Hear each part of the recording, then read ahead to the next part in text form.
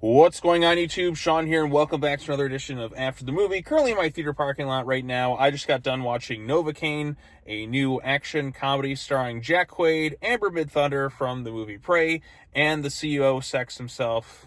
Can't remember his actual name, but he was in those Spider-Man MCU movies. So as Ned, Jacob, whatever. But yeah, so this is a new action comedy, and the storyline of this thing is Jack Quaid plays this guy who has this like genetic disorder that doesn't allow him to feel like pain. Like he can't feel hot, he can't feel cold, but he can kind of taste and smell, and he has other things that affect his brain, but it's kind of treated as like it's treated as a disorder that he kind of struggles with.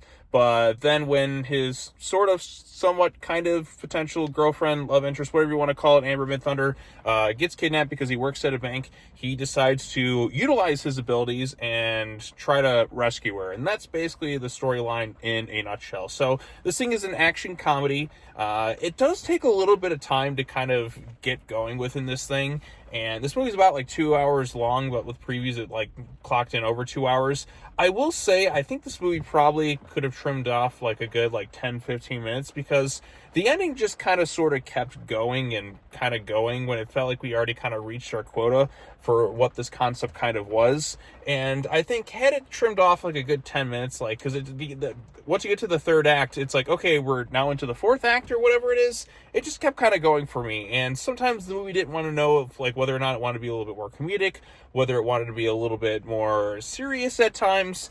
It definitely leans a little bit more towards the comedy, I would say, than so like the serious aspect of it. But sometimes it kind of struggles a little bit with that identity. Now, performances are fine. Like, Jack Quaid is a solid lead in this thing. Amber Midthunder is fine. They do some stuff with her character. Won't get this. This is going to be generally a spoiler-free video, which I was kind of like scratching my head with. I'm like, okay, we're going in this direction. There's kind of like something going on with her. And then, of course, the CEO of Sex, as they call him on the internet, the guy from, like, Ned from the Spider-Man movies. Why can't I remember his name? He's kind of in there, too. But he kind of plays like the same role you've seen him in like the MCU Spider-Man trilogy with Tom Holland. He has the same comedic timing and all that, and he is funny. Like, he's funny in those movies too. He has some of the best lines. And he's, like I said, he's like Jack Quaid's friend.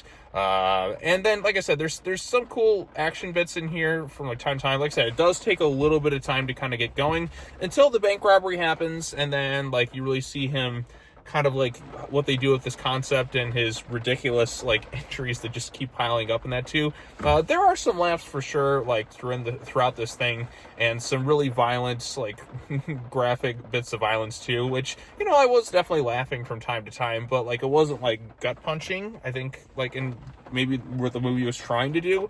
But like as it stands, like this movie is a pretty decent one overall. I didn't love it. Definitely didn't hate it. I think it's entertaining enough, but it's kind of like a one and done sort of movie for me. I think the movie, like I said, it goes on a little bit long, and maybe the resolution of this thing seems a little bit ridiculous at times, but it's kind of a crazy concept in general. But I think some of the violent stuff and the fact that this guy just keeps getting like he got like bullet holes, he's like, his hand is pretty much got like 3rd, 4th degree burns. You just see him kind of deteriorating. Is kind of a funny like visual gag, like as the movie kind of progresses too. So there's some good moments in here, a few laughs, some cool kind of action bits. Not like mind-blowing or amazing action, but like they do take an interesting premise and definitely like maybe overstays its welcome a little bit too long.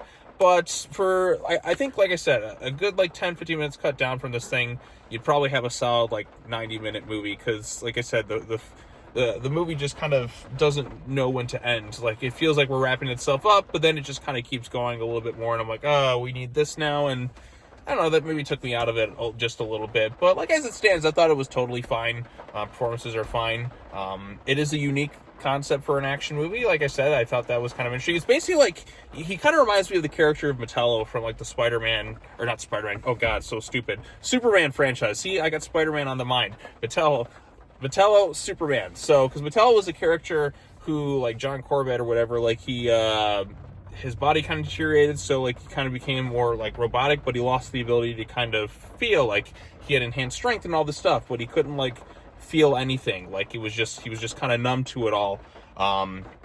And that's kind of where Novocaine comes in here. But then he does seem to kind of feel maybe some things, like he can taste things. It's like there's some pressure there and whatnot. But yeah, interesting stuff going on in this thing. But yeah, like I said, it was totally fine. I would probably, like, if you're going to watch this one, maybe if you want to check out, go see a matinee, or just kind of wait to streaming. It's kind of one of those movies like, yeah, this is one I'd watch, like, at home. It's not one I'd rush to go out to see in the theaters, but there's still a few good things enough to maybe check it out if you're interested in this concept too. So didn't love it, didn't really hate it, don't think it's really bad or anything like that, but, you know, it's totally a fine movie with a concept that's interesting enough, but maybe overstays its welcome just a little bit too long. So yeah, those are my thoughts on Novocaine. Like I said, thought it was totally fine.